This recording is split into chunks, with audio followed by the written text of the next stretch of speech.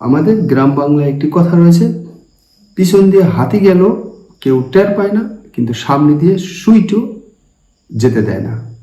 এর কথার অর্থ হলো, আমাদের সামনে দিয়ে যা যেতে চায়, আমাদের বুদ্ধিতে যা ধরা খায়, আরেকজনে নিয়ে যায়, সেটা আমরা সহ্য করতে পারি না। কিন্তু পিছন দিয়ে আমার অজান্তে যদি আমার বাড়িঘরও কেউ নিয়ে যায়, সেটাও আমাদের বুঝে আসে না। এরকমই অর্থটা দাঁড়ায়। তো আজকে ভিডিওর বিষয় হলো, রাষ্ট্রীয় পরিচালনার জন্য যে সরকারের যে আয়, সেই আয় আপনার আমি দেই, কিন্তু সেই আয়টা কিভাবে দেই? সরাসরি দেই নাকি ঘুরিয়ে দেই? সরাসরি কেন দেই না? ওই যে বললাম যে সামনে দিয়ে সুই গেল আমাদের সহ্য হয় না, কিন্তু পিছন দিয়ে যদি হাতি চায়, সেটা আমরা মেনে নিতে পারি। এই হলো আমাদের বাস্তবতা। আমরা আজকে বিষয়টি দেখার চেষ্টা করব। আসলেই আমরা যদি এই সুইটি মনে থেকে ছাড়তে পারতাম, তাহলে কিন্তু আমরা অনেক ভালো থাকতাম, দেশ এগিয়ে যেত। আমাদের যেই চাওয়া, আমরা যেই বাংলাদেশ দেখতে চাই, সেই বাংলাদেশ গড়ে তোলা সহজেই সম্ভব হতো। এখন এই যে করের যে বিষয়টা, আপনি কি মনে করেন আপনি কর দেন না? মনে করার কোনো সুযোগ নাই। আপনি বাজারে গেছেন, 1 কেজি খেজুর কিনছেন, অথবা আপেল, সাবান, শ্যাম্পু, বিস্কিট, মোবাইল ফোন কিংবা কাপড় চোপড় যাই কিনেন না কেন, সরকারকে আপনাকে কর দিতেই হচ্ছে। কিন্তু আপনি বুঝতে পারেননি, কিন্তু দিতেই হচ্ছে। তো আপনি সরাসরি না দিলেও ওই যে পিছনে দিয়ে আপনার কাছ থেকে সরকারে টাকা নিয়েই নিচ্ছে, রাজস্ব নিয়েই নিচ্ছে। একটি উদাহরণ দেওয়া যায়। ধরেন আপনি বাজারে থেকে 1 কেজি খেজুর কিনেছেন, খেজুরের দাম 500 টাকা। ওই 500 টাকার ভিতরে আপনি সরকারকে দিয়েছেন 150 টাকা। বাংলাদেশের বর্তমান বাস্তবতায় 1 কেজি আপেল কিনেছেন, 120 থেকে 40 টাকা দিয়েছেন। সাবান কিনেছেন, সেখানে আপনি কর দিয়েছেন। আমি যেই তথ্যগুলি দিচ্ছি একজ্যাক্টলি তা না হলেও আশেপাশে এরকমই হবে। কর আপনাকে দিতেই হবে। রাষ্ট্র পরিচালনা করবে আপনার রাষ্ট্রের নাগরিক। আপনি কর দিবেন না দিলে রাষ্ট্র কিভাবে চলবে? আসলে এবার আমরা দেখব আমাদের জন্য কোনটা কল্যাণকর। কর 2 রকমের আছে, একটা হলো প্রত্যক্ষ কর আর একটা হলো পরোক্ষ কর। আমরা দেখব কোন করটি আমাদের জন্য কল্যাণকর। প্রত্যক্ষ কর কি? 4 লাখ টাকা আয় করেছেন, আপনাকে কর দিতে হবে না। বর্তমান বাজেটে 4 লাখ টাকার বেশি 1 লাখ টাকা আয় করেছেন, আপনাকে 10,000 টাকা কর দিতে হবে। তো এই যে আপনার আয়ের উপর কর, এটাকে বলে আয়কর, সরাসরি প্রত্যক্ষ কর। এছাড়া রয়েছে কি, কোম্পানির যে এইভাবে আয় করে সেই আয়ের উপর কর, সেটাও আয়কর। এবং সম্পত্তি কর, আপনি বছরে জমির খাজনা দিচ্ছেন, এটা সরাসরি অর্থাৎ প্রত্যক্ষ কর।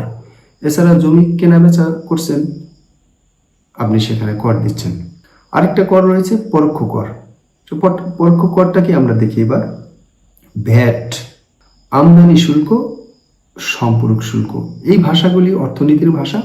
আমাদের এত ভাষা বোঝার দরকার নেই। সহজ ভাষায় বলতে গেলে, যে জিনিসপত্রের উপরে যেই করটা আরোপ করা থাকে, সেটাই পরোক্ষ কর। যেটা আমরা ওই যে আপেল, তারপরে খেজুর, আঙুর, এগুলি কেনার মাধ্যমে সরকারকে দিয়ে আসে। আপনি বাজারে গেছেন, 100 টাকা আপেল কিনছেন, আপনি যেই কয় টাকা কর দিলেন, একজন কোটিপতি যার মাসে লক্ষ লক্ষ টাকা ইনকাম, তিনি 100 টাকার আপেলে একই পরিমাণ কর দিল। আপনার মাসে আয় 30,000 টাকা, আরেকজনের মাসে আয় 2 লাখ টাকা, সেও 100 টাকায় যেই কর দিল, আপনি একই পরিমাণ কর দিলেন। কিন্তু আপনি বুঝতে পারলেন না যে একজন মাসে 3 লাখ টাকা আয়ের ব্যক্তি যেই কয় টাকা কর দিল, আপনি সেই কর দিলেন। এটা আপনি বুঝতে পারলেন না। এটাকেই ওই যে বললাম, পিছন দিয়ে নিল, সরাসরি নিল না। যাই হোক, আমরা এটাই অভ্যস্ত, এটাই পছন্দ করি। ফলশ্রুতিতে আমরা অনেক লসের মধ্যে আছি। তো যদি একজন ব্যক্তি 30,000 টাকা আয় করে, আরেকজন যদি মাসে 3 লাখ টাকা আয় করে, তো দুজনে 500 টাকা আপেল কিনতে একই পরিমাণ কর দিল। বিষয়টা কি ন্যায্য হইল? একজন মাসে আয় করলো 30,000, তার তো সংসার খরচই চালাইতে কষ্ট, সেখান থেকেও তাকে কর দিতে হলো। আবার যে 3 লাখ টাকা আয় করলো, তার মাসে 1.5 লাখ টাকাই খরচ হলো, কিন্তু তারপরে সে একই পরিমাণ কর দিল। এখানে একটু ন্যায্যতার ঘাটতি রয়েছে, যার জন্য পরোক্ষ করে ন্যায্যতা কম থাকে। বিভিন্ন অর্থনীতিবিদ এই পরোক্ষ করকে নিম্ন আয়ের মানুষের উপর বেশি চাপ সৃষ্টি করে বলে বর্ণনা করেন। এখন নিজেকে প্রশ্ন করুন তো, যে লোক 3 লক্ষ টাকা আয় করলে সে কি চাইবে? অবশ্যই সে চাইবে পরোক্ষ করেই থাক, আর নিম্ন আয়ের মানুষ চাইবে প্রত্যক্ষ কর বেশি থাক বা প্রত্যক্ষ কর থাক। কেন? প্রত্যক্ষ কর থাকলে আয়ের উপর যে বেশি আয় করে তাকে বেশি কর দিতে হচ্ছে, আর পরোক্ষ কর থাকলে কর দিতে হচ্ছে সমান কর। তো যে বেশি আয় করে সে চাইবে পরোক্ষ কর থাক, আর যে কম আয় করে সে চাইবে প্রত্যক্ষ কর থাক। আপনি কি চান? আমি চাচ্ছি প্রত্যক্ষ কর দিতে চাচ্ছি না। ভাই, আপনার মাসে 30,000 টাকা আয় হলে আপনি নাহলে 1,000 টাকাই কর দিলেন, কিন্তু এই 1,000 টাকায় আপনি কি পাচ্ছেন এটা কি কখনো ভেবেছেন? ধরে নেন আপনি 1,000 টাকা কর দিলেন, যার মাসে 30,000 টাকা আয়, আপনার মাসে 30,000 টাকা আয়, আপনি 1,000 টাকা কর দিলেন। তো এরকম 30,000 টাকা আয় আপনার আশেপাশে ম্যাক্সিমাম মানুষ এরকম আয় করে থাকে। প্রত্যেকেই কিন্তু 1,000 টাকা করে কর দিল, প্রত্যেকেই এই করটা দিলেন। তখন আপনি কিন্তু বুঝতে পারলেন যে রাষ্ট্র পরিচালনায় আপনি কি করছেন। আপনি কর দিয়েছেন, রাজস্বের ক্ষেত্রে ভূমিকা রেখেছেন, কিন্তু এই টাকাটা আপনি যদি পণ্যের দামের সাথে দেন, আপনি কিন্তু এটা বুঝতে পারতেছেন না, বা আপনার মনের কিন্তু সেই জোরটি আসছে না যে আমি তো রাষ্ট্র পরিচালনায় টাকা দিয়েছি। আর আপনি যদি সরাসরি দেন তাহলে কিন্তু আপনার ভিতরে সেই জোরটি আসবে, আমি রাষ্ট্র পরিচালনায় কর দিয়েছি, টাকা দিচ্ছি, রাষ্ট্র আমাকে সুযোগ সুবিধা দিবে এই বলেই তো দিয়েছি, এমনিতেই তো আমি টাকা দিইনি, রাষ্ট্র পরিচালনা টাকা দিয়েছে, আমি সেই সুযোগ সুবিধা পাবো না। এরকম যখন প্রত্যেকেই যখন রাষ্ট্র পরিচালনার টাকা সরাসরি দিবেন, তখন প্রত্যেকেরই একটা নৈতিক অধিকার, মানসিক শক্তি সৃষ্টি হবে। কারণ আপনি যখন একটি অফিসে যাবেন, সেই অফিস শিক্ষা প্রতিষ্ঠান হতে পারে, বা কোনো হাসপাতাল হতে পারে, যে কোনো সেবা প্রতিষ্ঠান হতে পারে, আপনি যখন যাবেন তখন কিন্তু আপনার সেই যে 1,000 টাকা দিলেন কর হিসেবে, আপনার ভিতরে একটা শক্তি কাজ করবে। কারণ আপনি জানেন আপনি রাষ্ট্র পরিচালনা ব্যয় হিসাবে এই কর দিচ্ছেন। তো আপনারা ওখানে যেই কজন ব্যক্তি থাকবেন, বেশিরভাগ মানুষই দেখবেন যেহেতু সরাসরি কর দিতেছেন, তাহলে কি হবে? সকলের দাবি এক জায়গায় আসবে, কারণ টাকা দিচ্ছেন, অতএব সেবা আপনি পাবেন, আপনাকে পেতে হবে, আপনি আদায় করে নিতে পারবেন যদি সরাসরি কর দেন।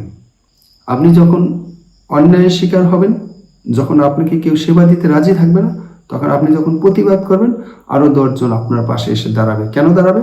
কারণ প্রত্যেকেই তো টাকা দিয়েছেন রাষ্ট্র পরিচালনা। আর যদি পরোক্ষ কর দেন, তখন কিন্তু আপনি বুঝতে পারতেছেন না যে আপনি রাষ্ট্র পরিচালনায় টাকা দিচ্ছেন। এই যে আপনার প্রতিবাদ করা, বাকি 10 জনে কিন্তু আপনাকে সাড়া দিবে না, ফলে আপনি সেই সেবাটা থেকে বঞ্চিত হবেন। প্রত্যক্ষ করের কতগুলি সুবিধা রয়েছে, যেমন ধরেন যার আয় বেশি তার কর বেশি, সমাজ একটা ন্যায় বিচার প্রতিষ্ঠার সুযোগ থাকে, জিনিসপত্রের দাম নিয়ন্ত্রণে রাখার সুযোগ থাকে, এবং আপনি যখন এই কর দিচ্ছেন আপনি আপনার অধিকার আদায় করে নিতে পারবেন। রাষ্ট্র পরিচালনায় যারা এই কর নিচ্ছে এবং তাদের জীবন পরিচালনা করছে, তারা আপনাদের কাছে দায়বদ্ধ থাকবে, আপনাদের কাছে জবাব দিতে বাধ্য থাকবে। এই প্রত্যক্ষ করার এই সুবিধা রয়েছে। এখন আমাদের চিন্তা করতে হবে আমরা কি আসলে কিভাবে চলতে চাই, রাষ্ট্র কিভাবে চালাতে চাই। আমরা যদি মনে করি দুর্নীতি যাতে না হয় সেইভাবেই রাষ্ট্র চলবে, তাহলে আমাদেরকে সচেতন হতে হবে। 1,000 টাকা আপনি দিতে পারবেন না, আপনার মনে দিতে সাড়া দেয় না, তা থেকে আপনি কিন্তু অনেক কিছু থেকে বঞ্চিত হচ্ছেন। এই যে 1,000 টাকা যে দিচ্ছেন না, এর জন্য আপনি অনেক কিছু থেকে বঞ্চিত হচ্ছেন। টাকা যে দিচ্ছেন না বিষয়টা এরকম না, টাকা আপনাকে দিতেই হবে। সরকারে কোনো না কোনোভাবে টাকা তুলেই নেবে। যেমন ধরেন আরেকটি উদাহরণ আমি দিই, পেট্রোলের দাম, তেলের দাম সরকারের যদি লিটার প্রতি 10 টাকা করে বাড়িয়ে দেয়, আপনি কি তেল না কিনে পারবেন? 10 টাকা বাড়লেও যা কিনবেন, 10 টাকা না বাড়লেও তাই কিনবেন, কিন্তু সরকারের কিন্তু হাজার হাজার কোটি টাকা রাজস্ব হয়ে যাবে। কিন্তু সেখানে কি হলো, আপনি ন্যায় বিচারটা পেলেন না। রাষ্ট্র যেভাবে চললো সেইভাবেই চললো। আর যদি সরকারকে সাহায্য করেন, সরাসরি কর দেন, প্রত্যেকেই যদি আমরা সচেতন হই, সরাসরি কর দিই, সরকারে যেইভাবে আমাদের উপর কর আরোপ করে আমরা যদি সেই কর যদি সহজে মেনে নিই এবং দেই, তাহলেই কিন্তু প্রত্যেকটা অফিসে গিয়ে আমাদের একটা নৈতিক শক্তি কাজ করবে, একটা অধিকার কাজ করবে। কেন? কারণ আমাদের টাকায় রাষ্ট্র চলে। এই যে চিন্তা, এটা আপনার মানসিক শক্তি অনেক বাড়িয়ে দেবে। এই আপনার মানসিক শক্তির পাশাপাশি দেখবেন প্রত্যেকটা মানুষের যখন এই মানসিক শক্তিটা বেড়ে যাবে, যারা কর দেয় সবাই কিন্তু সেবার ক্ষেত্রে একই কথা বলবে যে আমরা কর দিই, আমরা রাষ্ট্র পরিচালনার ব্যয়ভার বহন করি, অথবা আমাদের সেবা দিতে হবে, দিতে বাধ্য। দেখবেন দেশ এমনিতেই আস্তে আস্তে পরিবর্তন হয়ে যাবে, ভালো দিকে যাবে। আর আমরা যদি পরোক্ষ করের উপর নির্ভর করি, এই পরোক্ষ করের উপর নির্ভর করা মানেই একটা এলোমেলো রাষ্ট্র পরিস্থিতি, যা রাষ্ট্রকে সুশৃঙ্খল করতে, রাষ্ট্রকে এগিয়ে নিতে, উন্নয়ন করতে একটা প্রতিবন্ধকতা হিসাবে কাজ করে। এবার নিজে চিন্তা করে দেখুন কোন পথে যাবেন। এক খণ্ড জমি আপনাকে খারিজ করতে 8,000 10,000 টাকা দিতে হচ্ছে, অথচ সরকারি ব্যয় কত সেটা আমরা অনেকেই জানি। যদি আমরা সরাসরি কর দিতাম, সরাসরি সরকারের এই রাষ্ট্র পরিচালনায় জড়িত থাকতাম, প্রত্যক্ষ কর দিতাম, আমরা কিন্তু ওই অফিসে গিয়ে বলতে পারতাম। আমি একা কেন, যারা দিত প্রত্যেকেই বলতো, তাহলে একটা দল ভারী হয়ে যেত। অনেকে একসাথে বললে ওই অফিসার বলেন বা সরকারি কর্মকর্তা কর্মচারী বলেন, সেবা দিতে বাধ্য থাকতো। তো বুঝে দেখুন, একটা কথা আছে, অতি চালাকের গলায় দড়ি। বেশি চালাকি করা ভালো না। নিজে সরল হওয়ার চেষ্টা করুন। দেশ কিন্তু আপনার কাছ থেকে কর নিবেই, আপনার কাছ থেকে আয় নিবেই, নিয়ে দেশ পরিচালিত হবে। 9 লক্ষ কোটি টাকার বাজেট আমাদের কাছ থেকে টাকা নেবে। অতএব আসুন আমরা দেশকে এগিয়ে নেওয়ার চেষ্টা করি। বর্তমান সরকার, বিশেষ করে প্রধানমন্ত্রী, তিনি দীর্ঘদিন যাবৎ একটা ভালো দেশে বসবাস করেছেন। তার চিন্তা চেতনা অত্যন্ত ভালো। আমরা তার এই চিন্তা চেতনাকে সাপোর্ট করি এবং রাষ্ট্র এগিয়ে নিতে আমরা প্রত্যেকেই সচেষ্ট হই। ভাই, ভালো কিছু পেতে হলে ত্যাগ স্বীকার করতেই হবে।